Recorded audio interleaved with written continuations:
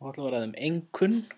Þetta er orð náttúrulega sem þið þekkið en hefur alveg sérstaka merkingu í setningafræði. Maður bara að passa sig að rugla ekki saman orðum þegar maður þekkir þau undir fleiri en einni merkingu. Einkunn í setningafræði er eitthvað fallorð. Það er oft lýsingarorð en getur líka verið fornafn og nafnorð auðveldlega, þannig að það er ekki hægt að þekkja það endilega á orðflokknum, en það er alveg pottþétt fallorð. Og það er langbest að þekkja einkunn á hlutverkinu sem hún gegnir í setningunni. Hún þrengir eða skýrir eða skerpir á merkingu einhvers annars fallorðs sem er í setningunni, sem er svona mikilvægara fallorð, ef svo má segja. Hér er dæmi. Rauðhærði drengurinn keypti grænan bíl. Þetta er setning. Drengurinn er frumlagið og hann keypti bíl. Það er andlagið. Og keypti er umsögnin.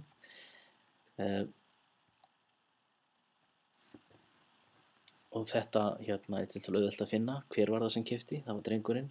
Hvað keypti hann? Hann keypti bíl. Og þessi orð sem standa með drengnum og bílnum og þrengja merkinguna, segja nánar hvaða drengur þetta var og nánar hvernig bíll þetta var, þetta eru einkunnir. Og hér sjáum við dæmi einkunn sem er nafnorð. Þetta er bíll nágrannans. Þarna er ekki verið að lýsa bílnum, heldur hver á hann. Og þarna er nágrannans einkunn. Það er fallorð sem þrengir merkingu annars fallorðs sem er bíllinn þarna.